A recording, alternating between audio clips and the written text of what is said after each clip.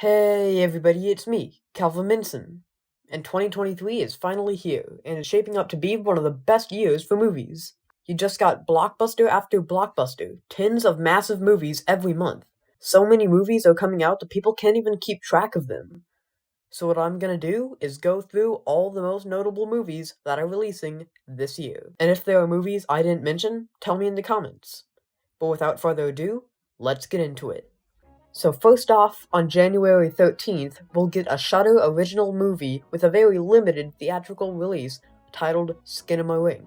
The plot is that some kids wake up and find their parents missing, and all windows and doors are open. And while the kids wander the house, spooky stuff starts happening. You can tell from the trailer that it's going for a found footage style, which isn't a style really used anymore. So it's gonna be interesting how it turns out. So next, on January 20th, we are getting a spiritual successor to Searching, one of the best modern investigation movies. But this time, instead of the dad looking for the daughter, it's the daughter looking for the mom. It has potential, because the original Searching movie is really good. And even though the movie is centered on technology, they got it right and didn't make it outdated. So a sequel to it with modern technology is a pretty good idea. Exclusively on Paramount Plus, we'll get a Teen Wolf movie, which is a sequel to the Teen Wolf TV series from a while ago. Not really my thing, but thought I should mention it in case any of you like the show. At the start of February, we will get the next M. Night Shyamalan Ding Dong movie, Knock at the Cabin. The plot is that a family are staying at a cabin, and a group of people go to the cabin and hold them hostage, telling them that if the family doesn't do a terrible act, the world will end. It's a great idea. But M. Night Shyamalan Ding Dong just hasn't made a good movie in years, and honestly I don't think he'll do the movie justice. On February 15th, we'll get Winnie the Pooh Blood and Honey, and I've already made an entire video on this movie, so I'm not gonna go too in-depth, but basically, Winnie the Pooh and Piglet are gonna be Michael Myers and start killing some people at a cabin. It looks cheap and cheesy, but it could be good. Now next, we have the first Marvel project of the year, the third Ant-Man movie, Ant-Man and the Wasp, Quantumania.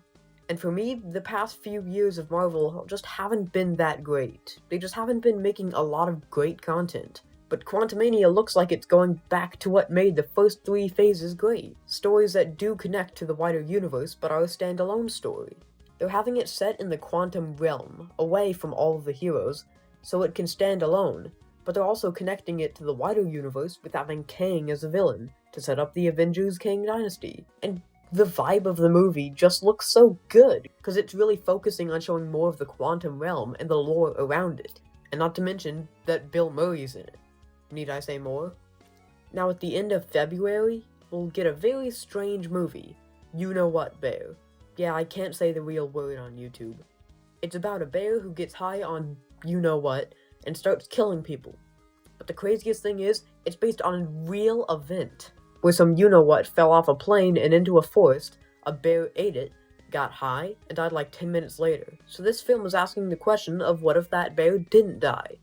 And from the trailers, it looks pretty funny. I think it could be good. Now going into March, we'll get a new Dungeons & Dragons movie, and it looks like utter garbage. It's taking the highly customizable and personal game Dungeons & Dragons and making it just a super generic fantasy movie with a bunch of B-list actors. I'm not gonna see it, but D&D fans definitely will, and I hope they enjoy it. And the same day as the D&D movie, we'll see the ending to the Creed trilogy, Creed 3. Now, I'm not really into the Rocky franchise. I'm not a big fan of boxing movies in general, but from the trailer it looks good. It gives off the same vibe as the OG Rocky films. The only caveat is that Sylvester Stallone isn't in the movie whatsoever, but I guess it just shows that they just have so much faith in the movie that they don't need to put Rocky in it. And now we have one of my most anticipated movies of the year, Scream 6, which strangely is going back to the numbered titles. The previous film, which this is a sequel to, was just called Scream. Like, we went from the first film, titled just Scream, okay, and then Scream 2, alright, Scream 3, yeah, makes sense, Screform, okay, pretty weird, now back to just Scream, okay, the fifth movie is just called Scream, now Scream 6, but the 6 is Roman numeral. Okay, this is like Fast and the Furious levels of confusing named movies. But onto the actual movie, and for some reason, we still haven't gotten a full trailer, even though it comes out in like 2 months. But we have gotten a very short teaser, and even with such little footage, I already love the vibe this movie is going for. It's going in a really different direction than all the past Scream movies, because now the characters from the last film will be moving to New York City, and that's where the movie is going to take place. And it's taking place on Halloween night. And there's people dressed up like Ghostface, because in the Scream universe, Ghostface is a character from the Stab movies. And just like the dynamic that the city is filled with people dressed as Ghostface, and the main characters don't even know which is a real Ghostface, it's just such a cool dynamic. There is a caveat: Neve Campbell, who plays Sydney, the star of the franchise, won't be in the movie at all, due to some payment disputes. That is a big shame, but I guess that's helping the movie not rely on pre-existing material and really do something new. And a week after Scream 6, we're getting a new dinosaur movie that isn't Jurassic Park, surprisingly. It stars Adam Driver, where he plays a soldier in the far future flying a ship, and something happens that results in him crashing on what he thinks is an alien planet, but he finds out he traveled back in time to the age of the dinosaurs. So he and a stranded child with him must survive and find a way home. And honestly, I love the concept. It has the same plot as Planet of the Apes, landing on what you think is an alien planet but turning out to be Earth, but this time with dinosaurs. It has all it needs to be a good action movie, so when it comes out, I might watch it. And at the end of March, we're getting the second to last John Wick film, John Wick Chapter 4. And even though I haven't seen any of the John Wick movies, I have just so much respect for the John Wick franchise as a whole. It takes what made 80s action movies great and changes it to fit modern Hollywood. And with Keanu Reeves starring, it has made some fantastic action movies. And seeing the trailer for this new film, it looks fun. If you like action movies, definitely watch the past 3 movies in preparation for this one. This is a great trailer to a great franchise, and I'm looking forward to it. So if you've seen my Illumination video I made a while ago, you would know that I'm not a fan of most of their movies. They single-handedly ruin the reputation of animation for so many people, they don't put any effort or budget into their movies, and they unleashed these things onto the world. So when I heard they were making the Mario movie, and that this is the cast, I didn't exactly have high hopes. But then we got the first teaser trailer, and it made the movie go from a movie I wasn't excited for to now being my most anticipated movie ever. This movie looks nothing like an Illumination movie, and that is a massive positive. Illumination is notorious for not giving big budgets to their films, and that makes the animation look bland and generic. But because this is Mario, I guess they wanted to do it justice, because my god does this movie look beautiful. Like seriously, it looks more beautiful than Avatar. But it's not just the visuals that look amazing, it's the dialogue too. The trailers are full of super good lines and a bunch of tongue-in-cheek humor that the games are known for. And how can I not mention the music? They took the best songs from the Mario franchise and made them feel epic and cinematic. Just take a listen. The movie's just filled with references to the whole Mario series. You got the Mario 3 items, the Mario 64 canon, the Mario 3D World enemies, the crazy cap store from Mario Odyssey, the best Mario game, the Mario 64 penguins, ǝsᴉᴜＬand from the freaking Mario Land games, which never get referenced anywhere, and even my favorite Mario character, Funky Kong, is in the background.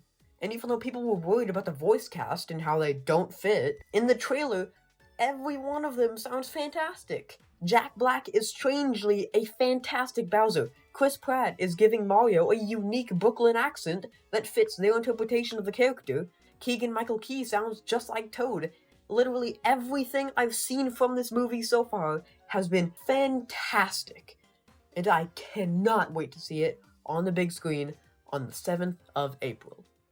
So next we got Renfield, which recently got a trailer. And it stars Nicholas Hoult as Dracula's assistant who wants to break free from the toxic relationship he has with the Lord of Darkness. It's a generic plot, but the main reason I'm excited is that Dracula will be played by the one and only Nicolas Cage, and you know he will make the movie infinitely better with his performance.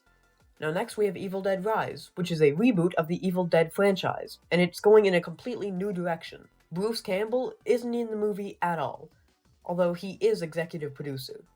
And from the trailer, it really has that Evil Dead vibe, and really some creepy imagery. Interestingly, it was going to be a straight-to-streaming movie, being an HBO Max original, but after finishing the movie, the executives thought it was so good, they needed to give it a full theatrical release.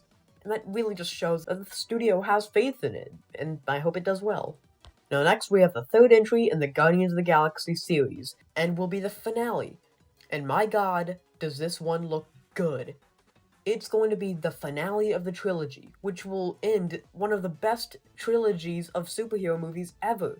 A trilogy of movies that perfectly balance seriousness with comedy, with fantastic writing, actors, and storytelling. And man, this trailer really shows that this movie is going to hit you in the feels. One last adventure for this team, with James confirming some of them will die. And I cannot express how hyped I am for this movie. Alright, now we have Fast X, the 10th Fast and the Furious movie, and it's going to be the second to last movie in the franchise, with the next movie, Fast 11, being the finale to the series. And I'm not excited whatsoever.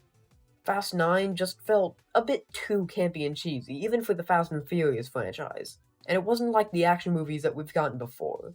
And the director of Fast X straight up quit 3 weeks into filming. I'm not excited for it, but I'll have to wait for a trailer to see what it'll look like. And on May 26th, we'll get the live-action remake of The Little Mermaid, and going by Disney's track record, it's probably gonna be bad. But hey, the Dumbo remake is better than the original Dumbo, so there's a small chance that this film could be good, or at least passable. And now at the start of June, we're getting the long-awaited sequel to Spider-Man Into the Spiderverse, Spider-Man Across the Spiderverse.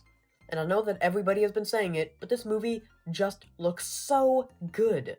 Into the Spider-Verse is the second best Spider-Man movie ever, and the sequel is looking just as good, if not better than it.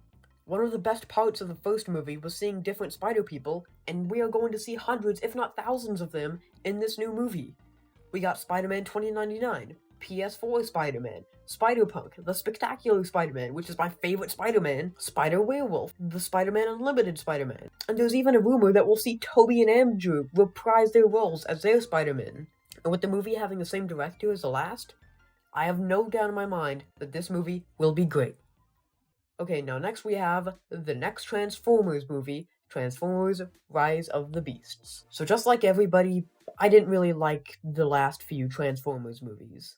They are just the most generic, boring action movies in Hollywood, and I thought that this franchise just wasn't going to ever make a good movie. But then we got the Bumblebee movie, and that opinion completely changed. That was a really great movie, and a few years ago, they said that they were adapting the Beast Wars television series, which is the best Transformers cartoon, into a live-action movie. I got so excited, and the trailer actually lives up to the hype. It looks like they are actually trying to make these films good, and I hope it turns out to be. And on June 16th, we will get the Flash movie, the first theatrical Flash movie, a movie that's been in development for over half a decade, a movie that's bringing back the second best Batman, Michael Keaton, to reprise his role as Batman, and in test screenings, people are calling it the best DC movie ever made. And I am beyond excited. Yeah, Ezra Miller is terrible, he's a really bad person, but that can be ignored. I mean, this is the first DC movie in a long time that I am actually confident will be fantastic. June can't come soon enough. And the same day as The Flash, we'll get the next Disney movie, which has good animation, but just looks like another garbage forbidden love movie. I'm not really gonna watch it. So for the past 10 years, we have been waiting for Indiana Jones 5, and we finally have a trailer for it, and my god, does it look fantastic. It's bringing back all the original actors for one last movie in the franchise on a high note, with incredible action. I do have to say that there have been some leaks that indicate that time travel would be a part of the movie, and we got a shot in the trailer of what looks like Indiana Jones in a time machine, and I'm not really a fan of that aspect. But hey, Harrison Ford said that this movie is fantastic. I'm very proud to say that this one is fantastic. So it must be at least a good movie. So I'm watching it. And for the first movie of July, we have Madame Web, yet another Sony Spider-Man spin-off. But it is in the same universe as Morbius, one of the movies ever made, so I'm seeing it day one. And same day as Madame Web, we'll get the 5th Insidious movie. And the Insidious movies are some of the best PG-13 horror films. They're just really scary and aren't relying on jump scares. But after the second film, they just got worse and worse. But this film, titled Fear the Dark, is a direct sequel to Insidious 2, ignoring the 3rd and 4th films. It's set 10 years after the events of Insidious 2, and bringing back all the same actors, where the son is grown up, going to college, and the family starts getting haunted again. And the star of the franchise, Patrick Wilson, will also be directing the movie, so we must have some faith in it, and I'll watch it. Okay, now on the 14th of July, we'll get the second to last Mission Impossible movie, Mission Impossible Dead Reckoning Part 1. And while I haven't seen most Mission Impossible movies, I can already tell that this movie will probably be great. I just love the incredible action, the set pieces, and of course, the biggest stunt in film history. Tom Cruise literally drove a motorcycle off a cliff. That stunt alone is enough to warrant seeing this movie. Okay, next we have the live-action Barbie movie, which is coming out on July 21st, where it's set in the Barbie world, where Barbie and Ken get transported into the real world, and the CEO of Mattel wants to capture them and destroy the Barbie world. And even though it's a literal Barbie movie, it has a fantastic team behind it. You got Margot Robbie as Barbie, which is just like perfect casting. Ryan Gosling as Ken, another great choice, and even Simu Liu as a dance instructor. And the movie is being directed by Greta Gerwig, who directed Lady Bird, a Golden Globe winner, Isle of Dogs, a fantastic film, and the 2019 Little Women movie. This movie looks great and has everything going for it. So the same day as Barbie, we will get a brand new Looney Tunes movie titled Coyote Vs Acme, starring the one and only Coyote and Roadrunner. And you may know the running joke in the Roadrunner shorts is that Coyote always uses Acme products for his schemes, and the products always fail. So this movie is about Coyote suing Acme for faulty products. And that is just the perfect concept for a Roadrunner movie. And you know the animation will be great. Space Jam 2, say what you want about the movie as a whole, but you gotta admit, the live-action CGI moments look stellar. Especially on Coyote. And I mean, it's a Looney Tunes theatrical movie. I have to see it. So a week after Coyote vs. Acme, on July 28th, we'll see Captain Marvel 2, aka The Marvels. And for me, I'm not a massive fan of the first Captain Marvel. I liked it, but it's definitely not as good as most other MCU films. So when they announced a sequel, I wasn't really excited, but then we got the Miss Marvel show, and now I am very excited. Miss Marvel is one of my favorite MCU characters, and now we're going to see her and her idol Captain Marvel and Monica Rambeau team up to fight some bad guys. And that is the best thing they could have done with Captain Marvel 2. And now we're going into August. We start out with the sequel to the best shark movie since Jaws, The Meg. Now, the first Meg movie is a movie I really like, and ever since then I've hoped for a sequel, and this year we're finally getting one. I know it's not going to be an amazing movie, but they're just meant to be fun shark movies. And that's what I think this movie will be. Same day as Meg 2, we'll have Teenage Mutant Ninja Turtles Mutant Mayhem, being made by Seth Rogen, and from the small bits of concept art we've gotten, I'm loving how it looks. I'm looking forward to it. And next we have the Haunted Mansion reboot, which has a weirdly stacked cast. You got Jamie Lee Curtis, Jared Leto, Danny DeVito, Owen Wilson, Tiffany Haddish. It has a basic plot, with a mom and her son moving into a haunted mansion, and they start getting haunted. Don't have a lot to say about it, it's just a new Haunted Mansion movie. So next we have a movie I'm very excited for, Blue Beetle. Basically, it's about an alien tech device that crashes onto Earth and attaches to a kid named Hyman Reyes, giving him a supersuit and becoming the superhero Blue Beetle. Now the main interest I have in the movie is that the actor who's playing Blue Beetle, Xolo Maridueña, has been trying to convince Warner Bros. For years to make a Blue Beetle movie and cast him as Blue Beetle. And they're finally doing that. They're finally making a movie. And I'm excited to get a trailer for it in the coming months. On September 8th, we'll get the sequel to The Nun, the worst Conjuring universe movie. I'm not really a Conjuring fan, but maybe it'll be good, I don't know. So starting off October, we're getting yet another Sony Spider-Man's villain solo movie, starring Kraven. I can already tell that it will be terrible. Kraven the Hunter is, well, a hunter, but in this movie, they're making him an animal rescuer, completely changing the character and defeating what Kraven is. I'm not gonna bother watching it. Okay, now we're talking. On the 13th, we'll get a new Exorcist movie, doing the same thing as a Halloween reboot, where it's a direct sequel to the original movie, set 40 years later, following the same characters as the original. And just like the Halloween reboot, this will also be a trilogy of movies. And even more like the Halloween reboot, all 3 movies will be directed by none other than David Gordon Green. And honestly, this is the best way they could have rebooted the franchise. I love what David Gordon Green did with the recent Halloween movies. They were all just so unique to one another, but tie together so well and are all great in their own way. David is great at making new movies and classic franchises, representing what came before while doing something new. And I am beyond excited to see what he does with these films. And next, we'll get yet another Saw movie, this time being set in between Saw 2 and 3. I don't like the Saw movies at all, and I'm not really excited for this film. Nothing really to talk about. And next, at the start of November, we'll get a sequel to Dune. And just like the Saw franchise, I'm not a big fan of the Dune series. I think the movies are very boring and convoluted. But I know so many people loved the last Dune movie, so I hope they like Part 2. Next, at the end of November, we'll see a new Disney animated movie, which we know absolutely nothing about. Now next we have Wonka, and like I mentioned in my Xmas ads video, I love the Paddington movies, and the director of these movies, Paul King, is making this movie, which is an origin story to Willy Wonka, starring Timothée Chalamet, most known for starring in Dune. And I am watching it day one, because if Paul King is attached, I know it'll be a really wholesome, fun movie. So next we have the sequel to Ghostbusters Afterlife on December 20th, and this is going to be a more traditional Ghostbusters movie, where the characters from the last movie move to New York and open up Ghostbusters HQ in a firehouse and do some ghost busting. But this time, it's not being directed by Jason Reitman, who did the last movie, but I guess they're just trying to go for a different tone, and I guess a new director will help that.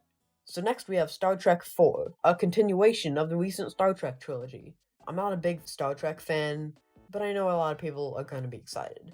And last but not least, we have the sequel to Aquaman, titled Aquaman and the Lost Kingdom, which will be the finale to the DCEU, so it's got a lot to live up to, and we haven't really gotten any footage.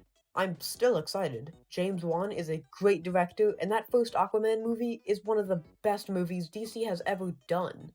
And a sequel to it is going to at least be a fun movie. At best, will be another fantastic DC movie. And that is every major movie releasing in the year of 2023. There are, of course, movies I didn't mention, like films that don't have an exact release date, but are still coming out this year. Films like Maxine, which will finish off the X trilogy of horror movies, the Peter Pan remake, titled Peter Pan and Wendy, the FNAF movie, which might not even release this year, or the reboot of the classic horror movie, The Strangers. But I didn't mention them in this video because none of them actually have solid release dates, so we didn't really talk about them mainly. But are there any movies that do have a release date that I didn't mention? Tell me in the comments. So thank you so much for watching, and I hope I see you at my next video. Bye!